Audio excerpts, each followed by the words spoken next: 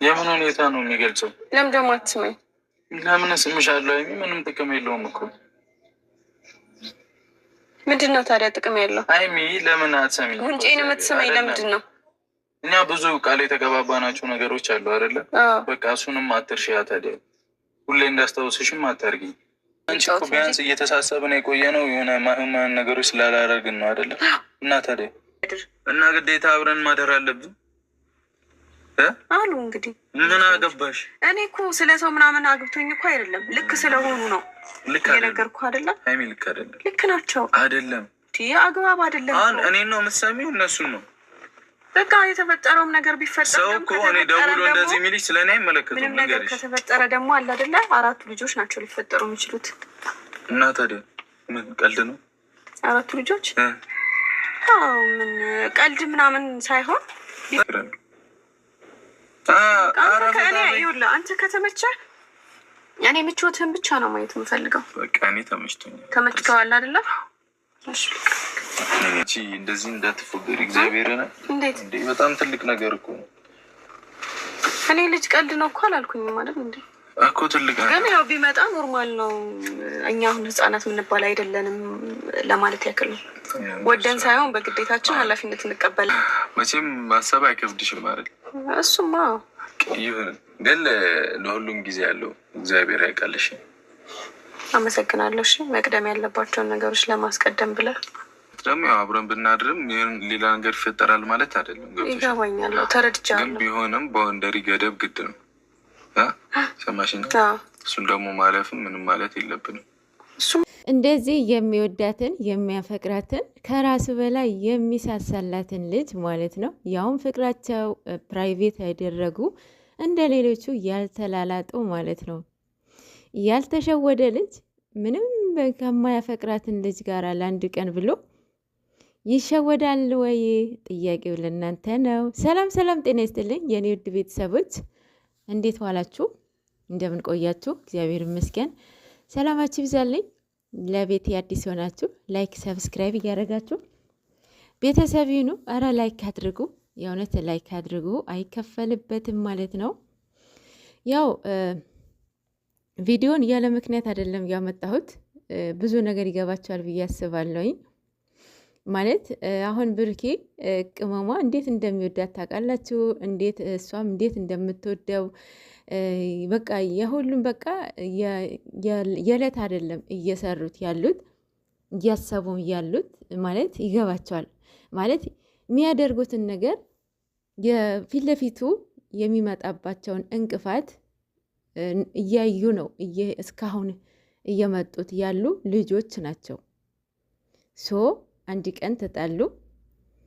ያንን ነገር ምንም ነገር መቋጫ አልነበረውም። እስከ መጨረሻ ያልተለያዩ እና አንድ ቀን ተናደደና ተበሳጨ። ምንም የሚያደርገው ነገር አያውቅም። ከማ ጋራ ተገናኘ? ከእዩ ጋራ። እዩ ደግሞ ስለምወደው ስለማፈቅረው የሱ ስሜት ስለነበረኝ ምንም ማድረግ አልቻልኩም ማለች አጅሪት ማለት ነው። ስለዚህ እሱ ይሄን በእንደዚህ አይነት የሚሸወድ ልጅ ነው ወይ ነው? እውነት አይምሯችሁን አታሳምኑት እስከ መጨረሻ እስክታዩ ድረስ ማለት ነው። ያው እያየሁ ነበረ። በእርግጥ የበቀደሙ ቪዲዮ ስህተት ነው ማለት በእነሱ ልክ ነው፣ ግን በኦዲየንስ በእይታ ልክ አይደለም ማለት። አሁን እሱን ነፃ የሚያወጣበት ልጁ የእሷ ፍቅረኛ ይሆን ልጁ የእሱ ይሆን እሱ ራሱ እርግጠኛ አይደለም። የእሷ ፍቅረኛ ይሆን እርግጠኛ አይደለም፣ ለእኛ ማለት ነው በካራክተራቸው ውስጥ ማለት ነው። እና ምንም የምናውቀው ነገር የለም። ግን ደግሞ እዛ ውስጥ እሱ ልጅ የሚለው ነገር በጣም እንቅልፍ ከልክሎታል። ይሄ ግልጽ ነው። በጣም ሲናገር ራሱ ፊሊንጉን መለየት ትችላላችሁና ልጅ የሚለውን ነገር እሱ በቃ ማስወጣት ነው የፈለገው። ግን ትወናውን እንዲቀጥል ልጅ የሚለውን ነገር ማስወጣት ነው በቃ አልፈለገም። በጣም እንቅልፍ ከልክሎታል፣ ጨንቆታል ምናምን ነገር ማለት ነው። አሁን ቅመሟ በቃ ትክክለኛውን ብሩክ ያያችሁት ከትላንትና ወዲያ ነው። እንዴት ቅመሟ እንዳሳመናት ልጁ የኔ እንዳልሆነ እመኝኝ እያልኩሽ ያው ማርያምን እመቤቴን እያለ ነበር አይደል እንዴ? ይሄ ልጅ እንደዚህ በዚህ ልክ ለምን ሊምል ቻለ? ከዛስ ትላንትናስ አያችሁት አይደለ? ትላንት ሀረካቱ ነው ያየ ነው። አንድም ቦታ ሲሪየስ ሆኖ ሲያወር አላየንም።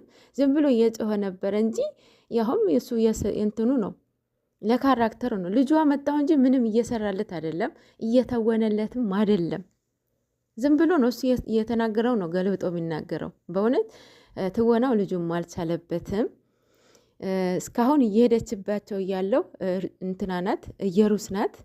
እየሩስ እኛን ማሳመን በጣም ጥረት እየጣረች ነው፣ በጣም እየጣረች ነው እውነቱ ለመናገር።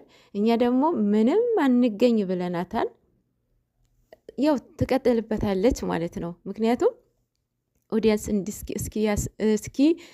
እስክታሳምን ድረስ እስኪቀበላት ድረስ በተለይ ከኦዲየንስ በጣም እንትን ገብታለች፣ ሰጣ ገባ ገብታለች ይመስለኛል። እና አብዛኛው ዩቱበሮች ከኦዲየንስ ሰጣ ገባ አትግቡ። ምክንያቱም የገቢ ምንጫችሁ እኛ ኦዲየንሶች ነን። ይህንን አትርሱ ማለት ነው። ልጁ ምንድን አለው በቀደም የልጅ አባት አምኜ ተቀብያለሁ አለ። እንደዚህ አይባልም ማለት ለድራማው ራሱ ውበት አይሰጠውም። እንደዛ አይባልም። ሲቀጥል ልጁ መተወንም አልቻለበትም። ንግግርም ምንም እያወራም አይደለም። ኢቨን ራሱ አረካት ራሱ የብሩክ አረካት ይሻላል። እንደውም አረካትም እያሳየም እየተወነለትም አይደለም። ያም ሆነ ይሄ እሷ ትላንትና የልጅ አባት ነክ ብላ ልትቀበለው ፈልጋችሁ ነበረ። ገና ከዚህ በላይ ትሄዳለች ማለት ነው። ሌላው እንደ ሀሳብ የእውነት እንደኔ እንደ ሀሳብ ማለት ነው ከዚህ በኋላ ድራማውን ሚያምነው መሄድ የነበረበት ወይም ያለበት ብዬ የማስበው ቅመሟ ብሩኬን አምናው ቢሄዱበት የእውነት ሞር ያምራል ብዬ አስባለሁኝ።